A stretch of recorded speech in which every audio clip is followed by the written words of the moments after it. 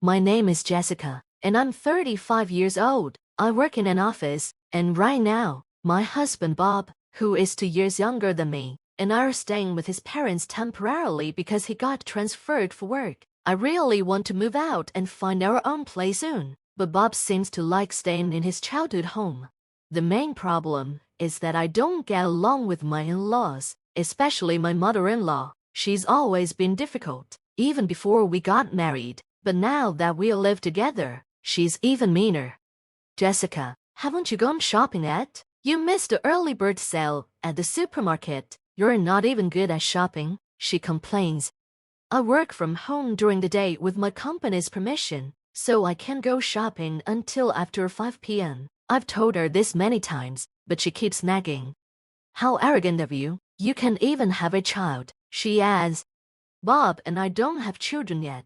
We haven't gone to the hospital to see why, and we haven't tried fertility treatments because they're too expensive. But she always uses it to put me down, which hurts even more now that we're living together.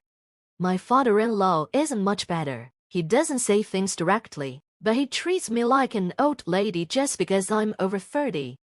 Hey, old lady, give me the ashtray. Why are you wearing a skirt? No one wants to see your legs, he says rudely.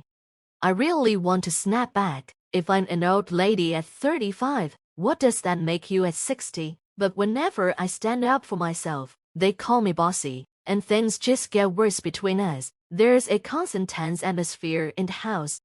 I'm already exhausted living here, but Bob's new job has made things even tougher. He works more on weekends and goes on frequent business trips, which means we hardly have time to talk about moving out. Jessica, I have another business trip this weekend, Bob told me. You just had a trip. This new office seems to have a lot of travel, I replied. Can be helped, he shrugged. Work changes depending on where you're assigned. Sure, jobs can be demanding, but this seemed too much because of Bob's busy schedule. We hadn't even started looking for a new place, even though living with his parents was supposed to be temporary. I started worrying. What if we end up staying here forever? That thought really scared me. But then, something unexpected happened. One day, after Bob came back from a business trip, I was unpacking his bag and found a piece of paper in one of the pockets. It looked like a typical printout for his flight and hotel booking, but when I looked closely, I couldn't believe it. It was a reservation for a hotel and tickets to Disneyland for 2 people. The date was yesterday, same day he was supposed to be on his business trip. There's no way his company had anything to do with Disneyland. I realized Bob wasn't really on a business trip. He had gone to Disneyland for 2 days instead, and since the reservation was for 2 people, he must have been with another woman. As I tried to process what I was seeing, I heard Bob humming in the shower. It was the tune of It's a Small World After All, a popular Disneyland ride. He was probably still thinking about the trip and started humming without realizing. That made me even angrier. I felt like bursting into the bathroom to confront him right away. But just then, Bob's phone started ringing. I was so mad that I picked it up without thinking. Hello, I said. There was a brief pause, and I heard a young woman's voice on the other end. Then, she quickly hung up. I knew right then that the caller had to be the woman. Bob went to Disneyland with his mistress. She must have panicked when she realized I was the one answering his phone. Fueled by anger, I grabbed his phone and decided to check it. Bob isn't the type to set strong passwords, so I tried his birthday as the passcode and it worked. The phone unlocked instantly. What I found next made my head spin. There was so much evidence of his cheating. Texts, photos, everything. It was clear as day that Bob was having an affair. The phone's image gallery was filled with selfies of Bob and a young woman. The days matched the days when he was supposedly on business trips or working weekends. I couldn't believe how careless he was, leaving pictures of their intimate moments right there. I checked his call history again and saw a name, Melissa Smith. I looked up the name in his WhatsApp contacts and found their chat. Bob, I love you. I want to be your wife soon, she had written. So, this woman wants to marry Bob. I thought, she must be a home wrecker. trying to break up our marriage. As I was processing all this, Bob stepped out of the bathroom, casually drying his hair. "Ah, that was refreshing," he said. But I was too angry to hold back. "Feeling refreshed? Ah, seems like you're refreshing yourself in more ways than one," I snapped. "Ah," Bob looked confused. "Who's Melissa Smith?" I demanded. Bob frowned at the mention of her name. "So, it was true. You've been lying to me, pretending to go on business trips, but really, you've been out with this woman, Melissa Smith, have all your business trips and weekend shifts just been a lie. This is unforgivable." "Wait, how do you even know about her?" Bob stammered. I had up his phone. "All the evidence is right here. Did you really think I wouldn't find out?" His face turned red. "You went through my phone. That's a violation of my privacy." I couldn't help but laugh. A cheater complaining about privacy. That's rich. "If you don't want people looking, then use a better password." Before we got married, Bob had promised me he would never cheat. I made it clear that if he did, I would leave him right away. I still feel the same. There's no way I can stay married to a man who is seeing someone else. "Let's get a divorce," I said firmly. I expected him to resist, to beg for another chance, but to my surprise, Bob agreed immediately. "Yeah, I guess so," he shrugged. His response shocked me. I thought he would fight for our marriage. Did he already plan on leaving me once he was caught? "Fine, I'll get the divorce papers tomorrow," I said. "You can't tell your parents what's happening." Bob just nodded nonchalantly, as if it didn't bother him at all. But once a decision like this is made, there's no turning back. Is this really the end of our marriage? I felt a little sad, but I knew it was for the best. The next day, I left early in the morning. I went to the city office to get the divorce papers and started handling everything on my own. By the time I got home, it was already late at night. My husband and his parents were waiting for me. The moment she saw me, my mother-in-law started making snide remarks. "So, you finally came back. How long were you planning to wander around?" Since Bob was there too, I figured they already knew about his cheating and our decision to divorce. Shouldn't she apologize instead of being rude? But instead of saying sorry, my mother-in-law said something shocking. "Well, it doesn't matter. At least you're leaving. We don't want to see your face anymore, so it's good you've been gone all day." "What do you mean?" I asked, confused. With a smug smile, she replied, "Just what I said. I'm sick and tired of seeing you. Now that Bob is back, you're just in the way. You always talked back and never had any charm. Even when I tried to make you uncomfortable enough to leave, it took forever for you to get a hint. So, I had to play my trump card." "Trump card?" I repeated, puzzled. She smiled triumphantly. "You know Bob's girlfriend, right? Someone named Smith." "Yeah, something like that," I said cautiously. Why was she bringing up Bob's mistress?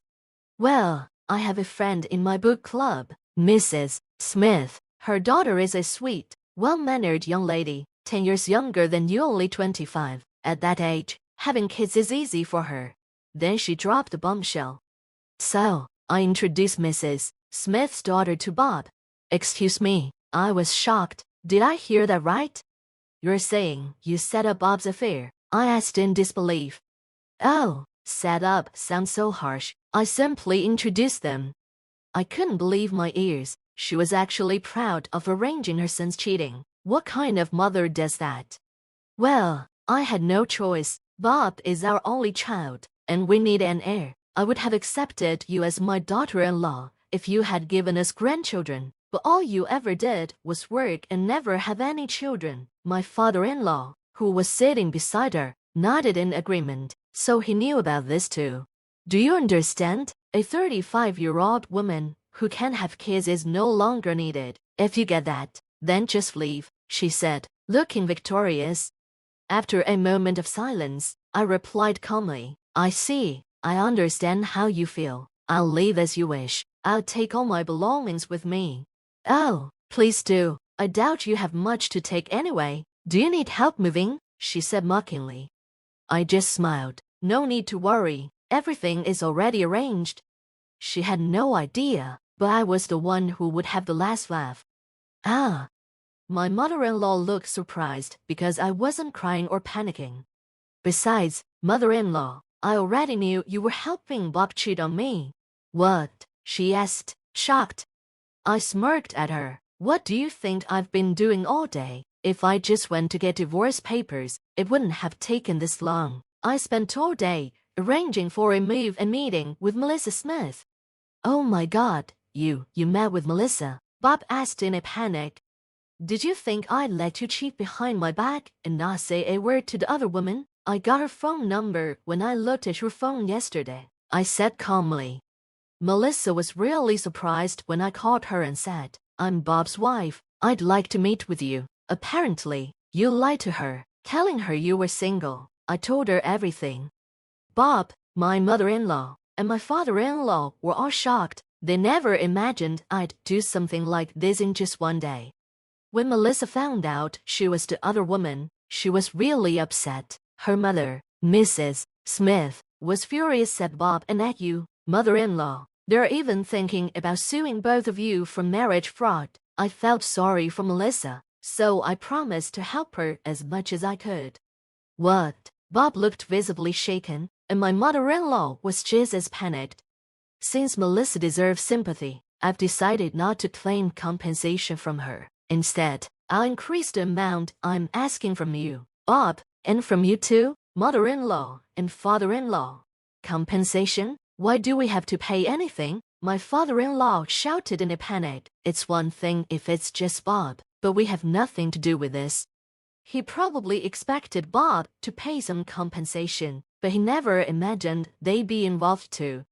Did you think you could get away without facing any consequences? There's no such thing.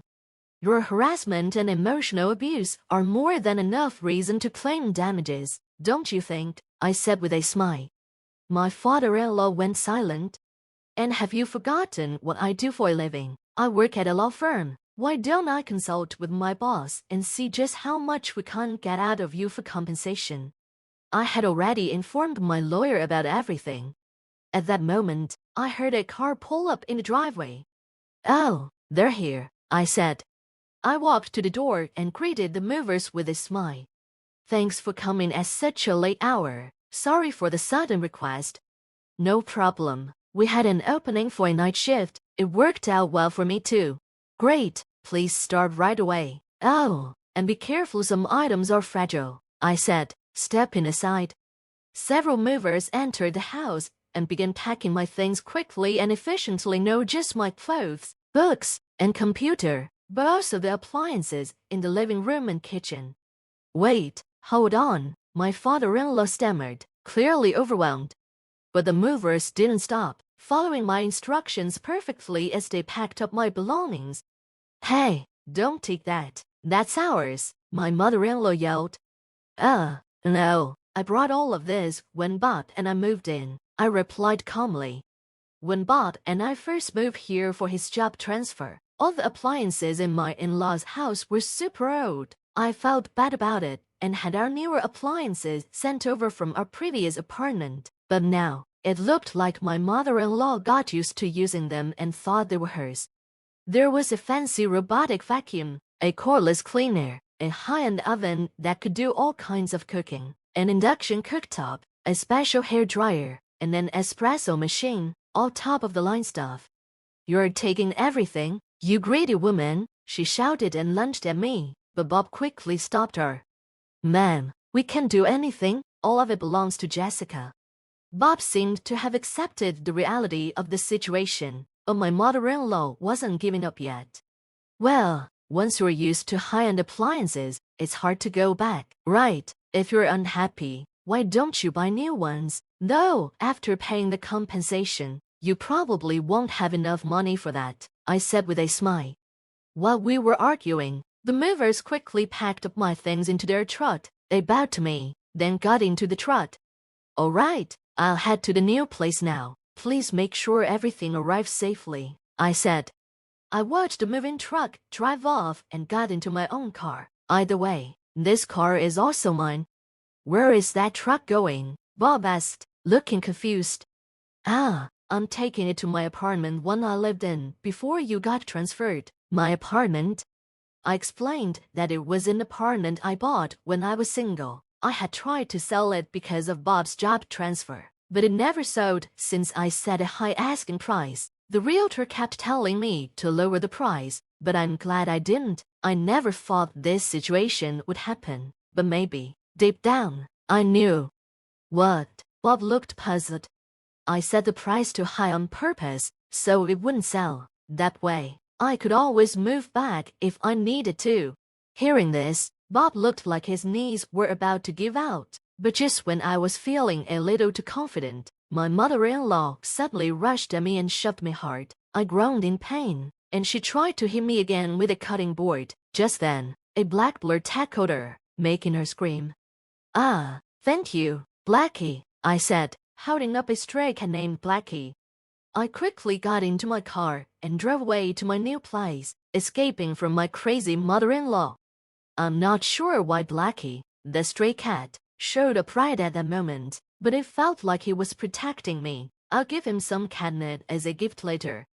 After that, Bob and I got divorced. The law firm I work for filed a lawsuit against Bob and his parents for compensation. Thankfully, some young lawyers in training took my case almost for free, which was a huge blessing. Even though a young, new lawyer is handling my case, I feel safe because they have the support of a senior lawyer. As for the lawsuit against Melissa Smith, the senior lawyer took that case himself, not the trainees. He told me he would file both criminal and civil lawsuits because of the serious nature of the situation. He's excited about filing the criminal lawsuit since it's been a while since he's done one.